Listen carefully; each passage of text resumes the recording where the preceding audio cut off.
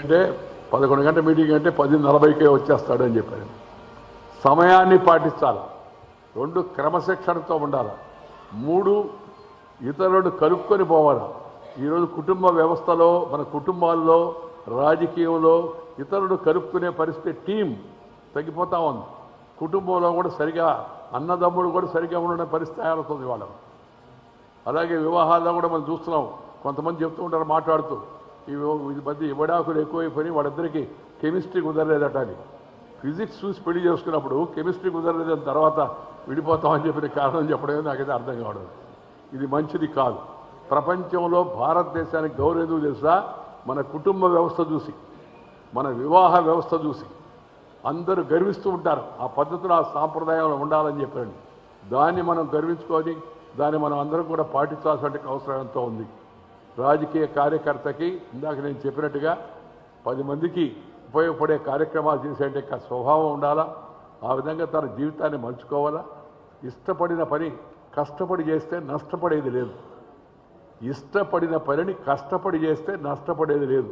ఈ విషయాన్ని మనం గుర్తుపెట్టుకోవాలా. దానికి ఉదాహరణ శ్రీమన్నారాయణ గారి యొక్క జీవితం అని చెప్పిన సందర్భంగా మీకు మనం చేస్తున్నా. ఇంకొక మాట ఏంటంటే, మన పెద్దలు చెప్పారు, దర్శనే స్పర్శనే వాపి భాషణే భావనే తదా యత్ర ద్రవత్యత రజ్ఞం సా స్నేహ ఇతి కథ్యతే అని. ఎవరినైనా చూసినప్పుడు కానీ, తాకినప్పుడు, స్పృశించినప్పుడు కానీ, మాట్లాడినప్పుడు కానీ, పలకరించినప్పుడు కానీ, మన మనసులో భావించినప్పుడు కానీ ఆహ్లాదంతో, ఆనందంతో, ఆత్మీయతతో ఆర్ద్రత ద్రవిస్తుందో మనసులో. ఫలాంటి శ్రీమన్నారాయణ కనపడుతున్నాడు, శ్రీమన్నారాయణ గారు వస్తారనగానే మనసులో చెప్పరా అని ఆనందం వస్తుంది. శ్రీమన్నారాయణే కాదు, అలా మంచి స్నేహితులు చాలామంది ఉన్నారు.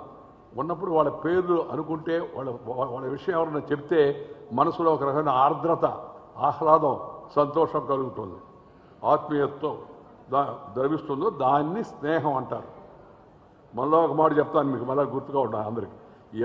ఎవరినైనా చూసినప్పుడు కానీ, తాకినప్పుడు కానీ, మాట్లాడినప్పుడు కానీ, మనసులో వాళ్ళ గురించి ఆలోచించినప్పుడు కానీ ఆహ్లాదంతో, ఆనందంతో, ఆత్మీయతతో, ఆర్ద్రతతో మనసు ద్రవిస్తుందో దాన్నే స్నేహం అంటారు.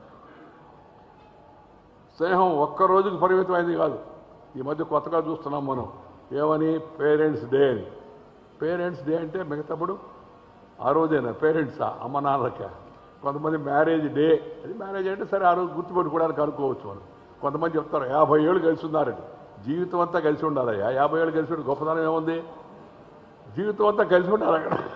మనం ఆ విధంగా ఆ పంతులు గారు మంత్రం చెప్పాడు, మనం దాన్ని ఒప్పుకొని చేసుకున్నాం. అందువల్ల ఈ డేలు ఇవన్నీ ఇంగ్లీష్ వాళ్ళు పెట్టారు. డే ఆ రోజు పేరెంట్స్ డే అంటే అమెరికాలో, ఇంగ్లాండ్లో అమ్మ నాన్న కొడుకు పిల్లలందరూ కలిసి ఉండరు.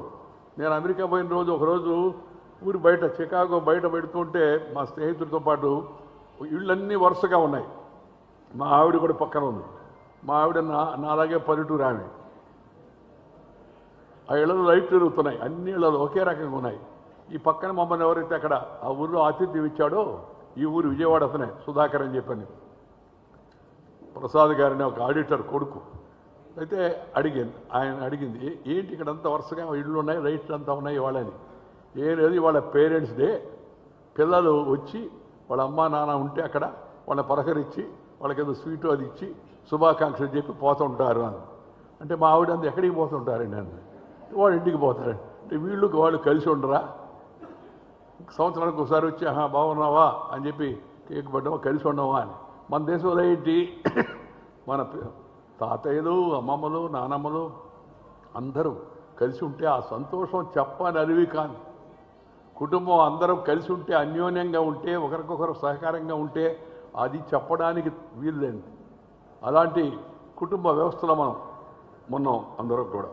స్నేహం, ఆఖరికి ఇంకో మాట చెప్తాను, స్నేహం ఒక్కరోజుకి పరిమితమైంది కాదు, జీవిత పర్యంతం. స్నేహం ఎలా ఉండాలంటే కనురెప్పలాగా ఉండాలి. కనురెప్ప మామూలు జనానికి అర్థం కావాలని నేను ఆ మాట చెప్తాను. కనురెప్ప చూడండి ఎట్లుంటుందో, కంటిని కాపాడుతూ ఉంటుంది. రెప్ప వారకుండా కంటిని కాపాడుతూ ఉంటుంది. స్నేహం కూడా ఈ కనురెప్ప వలె మనకు అండగా నిలబడే యొక్క మహోన్నత ధర్మ బంధాన్నే స్నేహం అంటారు. శ్రీమన్నారాయణ స్నేహానికి పెట్టింది పేరు. పార్టీలో కార్యకర్తగా పనిచేస్తూ నాతో స్నేహం పరిచయం కలగడం ఒక రకం, దాంతోపాటు స్నేహం కూడా ఒక ప్రేమ, ఒక అభిమానం, ఒక ఆప్యాయత, చూడగానే ఇష్టపడే మనస్తత్వం, దానికి సరిపోయిన కర్తృత్వం, అన్నిటికీ మించి మిత్రత్వం. ఈ కర్తృత్వం, మిత్రత్వం ఇవి కలిగినట్టు నేతృత్వం ఉంటే ఎవరైనా పైకి రాగలరు జీవితంలో. శ్రీమన్నారాయణకి అవి మెండుగా ఉన్నాయి. అలాంటి మంచి మిత్రుడు ఈరోజు 73 ఏళ్ళు పూర్తి చేసుకొని 74 ఏట ప్రవేశిస్తున్న సందర్భంగా మన మిత్రులందరం మనందరం కలిసి ఊరిని ఆత్మీయంగా అందరం కలిసి పలకరించుకొని కలిసి భోజనం చేస్తే బాగుంటుందని ఈ కార్యక్రమం ఏర్పాటు చేశారు. అభినందించడం కూడా మన సాంప్రదాయం కాబట్టి కొంతమంది అభినందించడం చేయొచ్చు. కాబట్టి ఆ కార్యక్రమం ఇవాళ పాల్గొనడం నాకు చాలా సంతోషంగా ఉంది. నాకు చెప్పాను. చెప్తే మా వాళ్ళందరూ అన్నారు, ఆ సెక్రటరీ వాళ్ళంతా, సార్ దానికోసం ఇక్కడి నుంచి మళ్ళీ పోవాలన్నా మీరు ప్రయాణం చేయడం ఈ వయసులో. నాకు కొద్దిగా వయసు పెరుగుతూ ఉంది, ఆరోగ్యం కూడా ఇంతకుముందు అంత సహకరించడం వల్ల తిరగందే ఉండలేను నేను, అది వాస్తవం. కానీ ఎక్కువగా తిరగడం వలన అరిగిపోయింది. ఎక్కువ నడువు నొప్పి రావడం లేదా ఇతర చిన్న సమస్యలు వస్తున్నాయి. 76 వయసేమో, 96 ఏళ్ళకి సరిపడి తిరిగేశాను నేను చిన్నప్పటి నుంచి. అందువల్ల దాని ప్రభావం వాళ్ళ శరీరం పైన కనబడుతూ ఉంది, కొంత ఇబ్బందిగా ఉంది. ఉన్నప్పటికీ కూడా శ్రీమన్నారాయణ మీద అభిమానంతో తప్పనిసరిగా వెళ్ళాలి. శ్రీమన్నారాయణ అభినందన కార్యక్రమంలో పాల్గొనే ఉద్దేశంతో కేవలం దానికోసమే నేను వచ్చాను. నేను వస్తున్నానని తెలిసి మిగతా వాళ్ళు వేరే కార్యక్రమాలు, కాలేజీ వాళ్ళు ఒక కాన్వకేషన్ కావాలంటే సరే దాన్ని కూడా ఒప్పుకున్నాను. అది చూసుకొని పోదామని చెప్పని ముఖ్యత ఇచ్చాను. శ్రీమన్నారాయణ పార్టీలో సహచరుడిగానే కాకుండా మిత్రుడిగా ఉంటూ ఎప్పుడు తలలో నాలుగుగా చెప్పిన మాట ఏమని చెప్తే దాన్ని ఆచరిస్తూ మిగతా మిత్రులందరూ, కుమారస్వామి ఇప్పుడు అంతా టీం అంతా చూస్తారు. ఇప్పుడు పార్టీలో ఉన్నవాళ్ళు, ఇప్పుడు కొత్త అధ్యక్షుడు కూడా, ఈ జిల్లా అధ్యక్షుడు శ్రీరామే, ఆ జిల్లాకి అధ్యక్షుడు ఇద్దరు శ్రీరాములు అధ్యక్షుడు అయ్యారని ఇప్పుడు ఇందాక పరిచయం చేసుకున్నారు వాళ్ళు.